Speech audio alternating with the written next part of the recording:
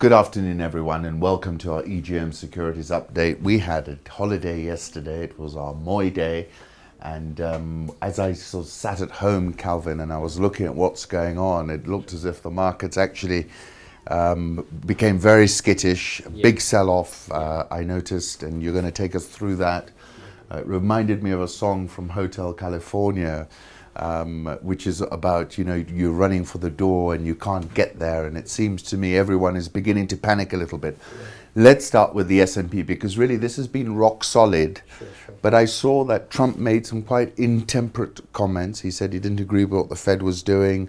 And then we've seen this, I think, the biggest sell-off since February, if I'm not mistaken, looking at your candle pattern. Correct. What are you seeing with the S&P? Are we going to fall further? What do you think here? Yes, correct. Regarding the S&P, I think we're going to fall a little bit further. The beauty with S&P, I hope you realized when it was going up, once it takes direction, it always goes, and it tends to maximize the whole trend. So I guess now it has reached a point whereby the trend has already started changing. Because I mean, this is lows from July you're seeing here, right? So I mean, we're actually August, even September, October with 3-month lows. From one day candle, you can be able to see this candle is so big. Yes. It's telling many people are willing to sell. Yes. So this is actually because those who had already built long position, they're liquidating their long. At the same time, they're building short position. That's why you had a huge fall. And considering what Trump had said regarding the Fed and everything, that was the key reason as to why the market is falling.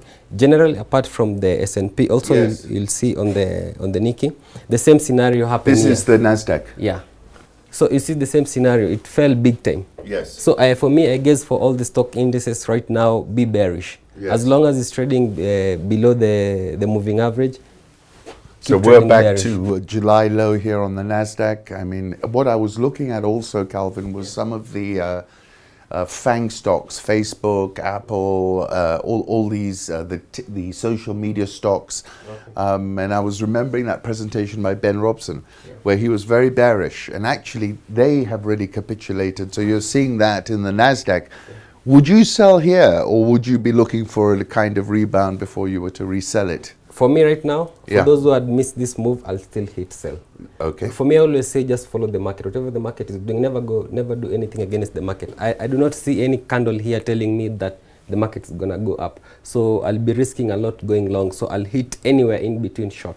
So I believe for those who never went for holiday yesterday, we made some good money while trading. Excellent. Yeah. So these equity indices really driving. I saw a lot of weakness in Europe today. Nikkei down heavily. Yeah. So really, it seems to be like a self-feeding negative feedback loop at the moment. Sure. Yeah. And actually, when you translate it on the currency like euro dollar and the cable, you'll see they're going up. They have started correcting.